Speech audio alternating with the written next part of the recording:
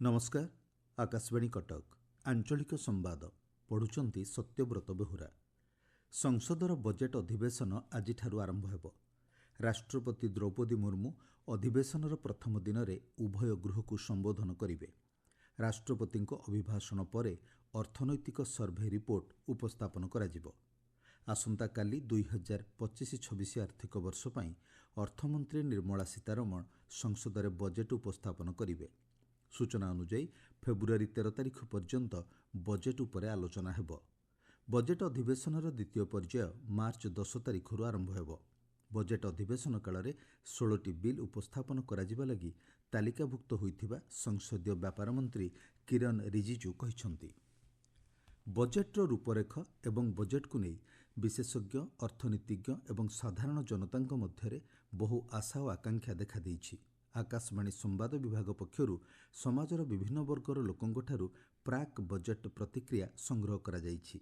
एने नवरंगपुर अवसरप्राप्त राजनीति विज्ञान प्राध्यापक डॉक्टर विजय मिश्र कहिसंती। अर्थमंत्री श्रीमती निर्मला सीतारमण क्रमागत भावरे अष्टम थर पाई संसदरे फेब्रुआरी 1 तारिखरे बजेट उपस्थापन करिवे। एही बजेट रे लोकंकर किछि आशा एवं आकांक्षा रहिबो। अष्टम वेतन कमिशन रे दरमा वृद्धि, आयकर रे किछि रिहाती, कृषि और शिल्पर विकास, रेल और विमान बंदरर उन्नति एवं देशर आर्थिक विकास रे पदक्षेप मान ग्रहण करिबा आशा करा जाए। एहा छडा नूतन शिक्षा नीतिर प्रयोग करिबा पई सरकार बजेट रे किछि पदक्षेप नै पारंती। मुख्यमंत्री मोहन चरण माझी आसंता 3 तारिख सोमवार दिन भुवनेश्वर स्थित मुख्यमंत्री अभियोग प्रकोष्ठ में जनसाधारण अभियोगर शुणाणी करेंगे। आज दिन 11टा ठारू अभियोगगुड़िकर ऑनलाइन पंजीकरण आरंभ हेब। सर्वाधिक 1000 अभियोग पंजीकरण करा जाई परिबो। साधारण प्रशासन और अभियोग विभाग पक्षर मिलिथिबा सूचना अनुसार जनसाधारण जनशुणाणी पोर्टाल janashunani.odisha.gov.in ने अभियोग पंजीकरण करिपरिबे। राशन कार्ड हिताधिकारी ई-केवाईसी करिवार समयसीमा को आसंता मास 15 तारिख पर्यंत वृद्धि करा जाइछि। खाद्य जोगाण मंत्री कृष्णचंद्र पात्र कहिसंती हिताधिकारी सुविधा को दृष्टि रखी एही निष्पत्ति निया जाइछि। ओडिशा राज्य और सड़क परिवहन निगम ओएसआरटीसी पक्षरु उत्तर प्रदेशर प्रयागराज को जाउथिबा स्वतंत्र बस सेवा को राज्य सरकार आसंता 4 तारिख पर्यंत बातिल करिसंती। कुंभ मेला मौनी अमावास्या अवसर में 30 जन तीर्थयात्री मृत्यु और दलाचकटा घटना को दृष्टि रखी राज्य सरकार एही निष्पत्ति नैछंती। चलित मास 12 तारिख ठारू ओएसआरटीसी पक्षरु 8टी बस आसंता मास 26 तारिख पर्यंत चलिबाकु थिला। जो माने कुंभ मेला जीवापाई आगुआ टिकेट करथिले सेमाने मोबाइल नंबर 9937547773 को जोगाजोग करी निजर टंका फेरस्त पाई परिबे बोली ओएसआरटीसी पक्षरु कुहा जाइछि।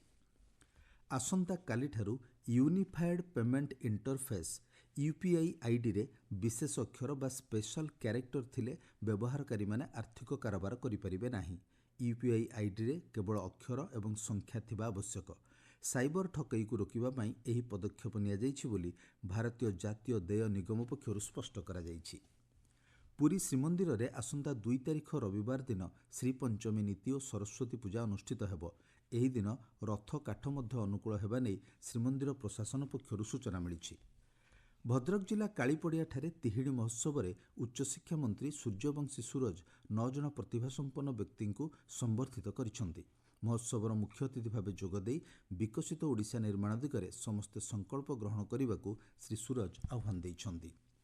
केन्दुझर जिले में मरुड़ी परिचालना योजना निमंते जिलास्तरीय परामर्श कर्मशाला मरुड़ी परिचालना योजनार गुरुत्व और उद्देश्य विषय आलोचना करा जाइछि। मरुड़ी समय आवश्यकता और समस्यार समाधान पाई सामग्रिक योजना प्रस्तुति उपरे गुरुत्व दिया जाइछि। भुवनेश्वर पाणीपाग विज्ञान केन्द्रर सूचना अनुसार रविवार पर्यंत राज्यर विभिन्न स्थान में कुहुड़ीर प्रभाव रहिबो। आसंता सप्ताह शेष सुधा सर्वनिम्न तापमात्रा 2 ରୁ 3 डिग्री वृद्धि पाइब। पाणीपाग विभागर सूचना अनुसार गतकालिठारू उपकूल समेत पश्चिम ओडिशार विभिन्न स्थान में सर्वनिम्न तापमात्रा वृद्धि पाइछि। पुरी रे गतकाली सर्वनिम्न तापमात्रा स्वाभाविक ठारू 5.2 डिग्री सेल्सियस वृद्धि पाइथिबा जणापड़िछि। ହକି ଇଣ୍ଡିଆ ଲିଗ୍ର ସେମିଫାଇନାଲ୍ ମ୍ୟାଚ୍ରେ ପୁରୁଷ ବର୍ଗରେ ଆଜି 2ଟି ମ୍ୟାଚ୍ ଖେଳାଯିବ। ରାଉରକେଲା ବିର୍ସାମୁଣ୍ଡା ହକି ଷ୍ଟାଡିୟମରେ ସନ୍ଧ୍ୟା 6ଟା ସମୟରେ ତାମିଲନାଡୁ ଡ୍ରାଗନ୍ସ ଓ ବେଙ୍ଗଲ ଟାଇଗର୍ସ ଏବଂ ରାତି 8:15 ସୁରମା ହକି କ୍ଲବ ଓ ହାଇଦ୍ରାବାଦ ତୋଫାନ୍ସ ମଧ୍ୟରେ ମ୍ୟାଚ୍ ଖେଳାଯିବ। ଆଞ୍ଚଳିକ ସମ୍ବାଦ ବର୍ତ୍ତମାନ ପାଇଁ ଏତିକି। ପରବର୍ତ୍ତୀ ଆଞ୍ଚଳିକ ସମ୍ବାଦ ଶୁଣିପାରିବେ ଅପରାହ୍ନ 2ଟା 32 ମିନିଟ୍ରେ।